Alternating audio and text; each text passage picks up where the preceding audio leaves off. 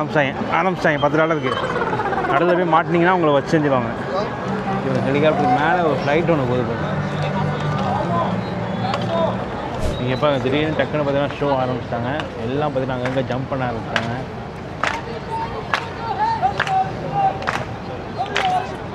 இதெல்லாம் அலோடு கிடையாது இந்த இடத்துல. பட் ஆனால் பார்த்தீங்கன்னா போலீஸ் கண்டுக்க மாட்டாங்க. சிலப்போ வந்து ரொம்ப டிஸ்டர்பன்ஸ் பண்ணாங்கன்னா டக்குன்னு போலீஸ் வந்து அவங்க கலைக்க செய்வாங்க.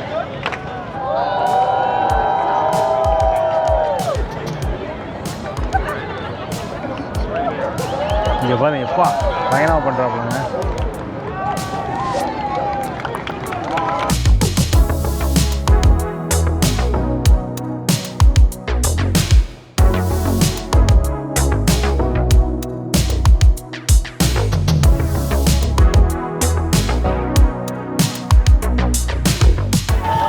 பண்ணுறாங்க ஜிம்னாஸ்டிக்லாம்.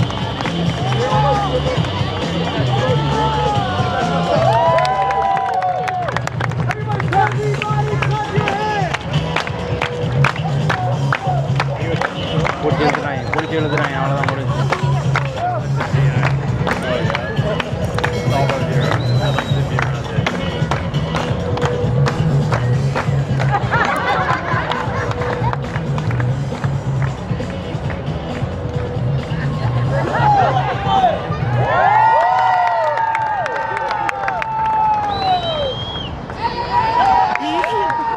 இப்போ தான் வந்து சம்பவம் நடக்க போகுது. ஆக்சுவலாக ஒவ்வொரு ஆளாக வந்து பிக் பண்ணுவாங்க. பிக் பண்ணதுக்கப்புறம் வந்து பார்த்திங்கன்னா அவங்களாம் வந்து காசு கொடுக்கணும் கேட்குறாங்க. யார் கரெக்டாக இருக்கும், யார் டூரிஸ்ட்டு எல்லாமே அவங்க தெரியுங்க. டெய்லியும் வந்து டெய்லி பார்க்குறாங்க, நிறைய பேர் பார்க்குறாங்களே.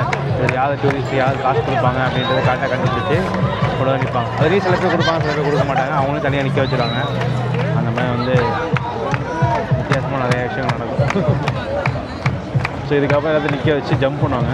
4 பேரையும் ஒன்றா வச்சு நம்ம ஊரில் அப்போ ஆபியம் அதெல்லாம் விளாடுவோம்ல, அந்த மாதிரி ஜம்ப் பண்ணுவாங்க. அவ்வளோதான், அதான் முடிஞ்சு. என்ன பண்ணுறாங்கன்னு பார்த்துட்டு அது போகலான்னா அது அவ்வளோதான், டைம் முடிஞ்சுது. வா இப்போது சப்வேக்குள்ளே வந்துட்டேன். சப்வேக்குள்ளே சூப்பராக ஒருத்தர் மியூசிக் வச்சுட்டு இருக்காரு பார்த்தீங்களா.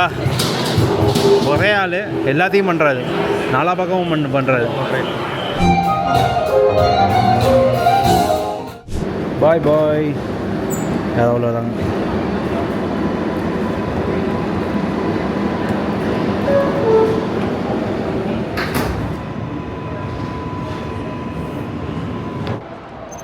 இப்போ நான் வந்து நியூயார்க்கில் இப்போ ஃபேமஸான ஒரு பில்டிங் வந்திருக்கேன்.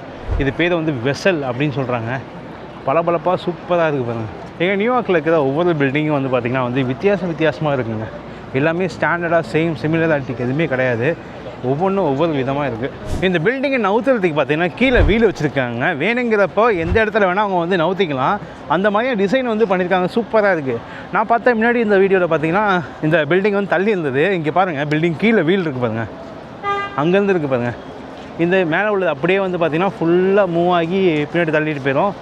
இந்த மூடி மட்டும் கிடையாதுங்க, இந்த பில்டிங்கே வந்து பார்த்திங்கன்னா அப்படியே நவுந்து போகுதுங்க. இங்கே பாருங்கள், வீல் இருக்குது பார்த்தீங்களா. இந்த வீல் கடைசி வரையும் இருக்குது. கடைசி வரையும் பார்த்திங்கன்னா மூமெண்ட்லேயே இருக்கும்.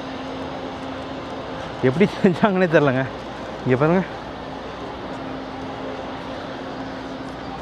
இந்த இடத்துல ஸ்டார்ட் பண்ணி அப்படியே கடைசி வரையும் அந்த எண்டு வரையும் போதுங்க.